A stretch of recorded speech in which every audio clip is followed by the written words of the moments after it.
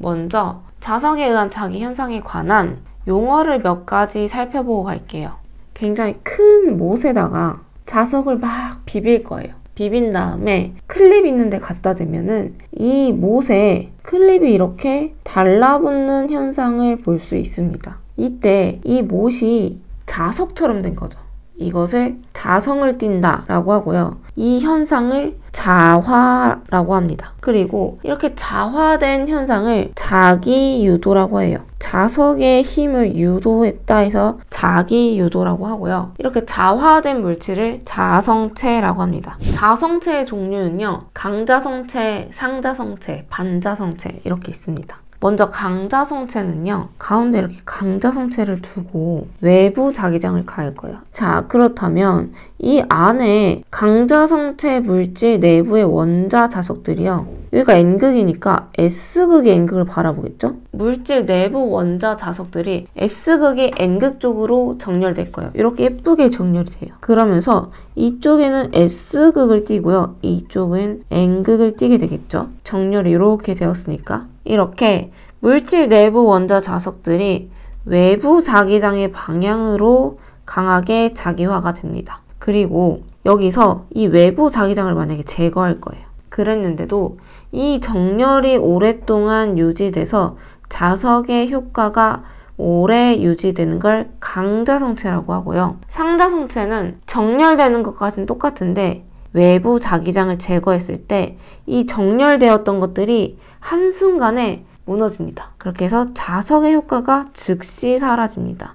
그것을 상자성체라고 해요. 강자성체는 철, 니켈, 코발트 이렇게 있고요. 상자성체는 알루미늄, 망가니즘, 백금, 텅스텐, 주석, 산소, 질소 이렇게 됩니다. 반자성체는요. 아까와 같이 반자성체를 가운데다 두고 외부 자기장을 이렇게 가게 되면 여기가 N극이잖아요. 근데 아까는 S극이 이렇게 N극을 바라봤죠. 근데 이번엔 반자성체는요. N극이 또 N극을 보게 됩니다. 외부 자기장의 방향과 반대로 자기화가 돼요. 그러면 이 반자성체, 이쪽은 N극이겠죠? 이쪽도 S극. 그렇게 되면 자석에 붙지 않게 되겠죠. 이것을 반자성체라고 하고요. 이 반자성체의 종류로는 비스무트, 안티몬, 탄소, 은, 구리, 규소, 아연 등이 있습니다. 그리고 이렇게 절대 자화가 되지 않는 물질은요. 비자성체라고 해요. 자석의 특징입니다. 자석의 N극은 북쪽을 가리키고요. S극은 남쪽을 가리켜요. 그리고 자석은 N극과 S극은 서로 끌어당기는 인력이 발생하고요. 극성이 같아.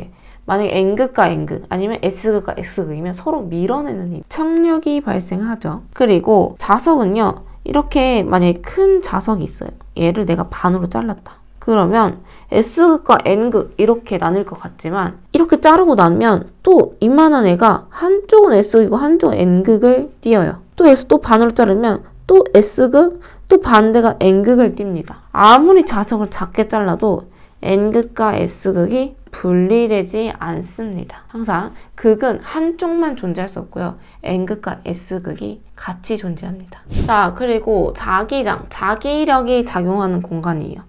제가 앞에 OT 시간에도 조금 예를 들었었는데 내가 이렇게 자석을 두고 위에다 철가루를 뿌렸을 때 요런 모양이 나와요. 철가루가. 근데 얘가 멀리 가면은 철가루를 아무리 뿌려도 소용이 없거든요. 이 철가루가 이렇게 움직이는 이 공간은 자기력이 작용하는 공간이고요. 여기를 자기장이라고 합니다. 자기력은요. 우리 전기력 들어봤죠? 어디서 들어봤어요? 정전기력. 쿨롱의 법칙입니다. 쿨롱의 법칙에서 전하 사이에 작용하는 힘, 뭐 플러스든 마이너스든, 플러스와 플러스든, 마이너스와 마이너스든 이 전하 사이에 작용하는 힘을 F, 정전기력이라고 했고요. 쿨롱의 법칙으로 정의를 했어요. 이때의 힘, 그리고 어떤 전기장이 존재하는 공간에 전하 하나를 두었을 때 작용하는 힘 F는 Q2라고 했었습니다. 자, 이거를 자기장에 적용을 하면요. 플러스 마이너스가 아니고 얘네는 N극과 S극 사이, 뭐 N극과 N극, S극과 S극 이렇게 자석 사이에 작용하는 힘을 자기력이라고 합니다. 그리고 이번에 전기장 아니고요. 자기장이 존재하는 공간에 전하 아니고 이번엔 자하. 이때 작용하는 힘 F는 QE가 아니고 MH입니다. 그리고 힘이니까 단위는 N. 뉴턴이에요, 뉴턴. 그리고 우리 전기력선은 뭐였어요? 전기장의 방향을 따라 이은 선이었죠. 자기력선은 자기장의 방향을 따라 이은 선입니다. 자기력선의 특징 한번 볼게요. 자기력선의 특징은 N극에서 나온 자기력선은요, 반드시 S극에서 끝납니다. 얘도 지금 끊겨진 것처럼 보이지만 이렇게 이어지는 겁니다. 항상 N극에서 나와서 S극에서 끝나고요. 도중에 소멸되거나 생성되지 않습니다. 다른 극끼리는 인력, 같은 극끼리는 청력이 작용해요. 그리고 자기장의 방향은 자기력선상의 접선 방향과 같고요. 밀도가 높을수록 자기장의 세기가 강해요. 자극은 서로 분리할 수 없어서 자기력선은 절대로 끊어지지 않습니다. 또 도중에 나누어지거나 교차하지 않습니다. 이거 어디서 많이 보지 않았어요? 전기력선의 특징과 같습니다. 이거 그냥 전기력선을 자기력선을 바꾸면요, 같은 말이에요. 그래서 전기력선을 이해하셨으면 자기력선을 이해하실 수 있고요.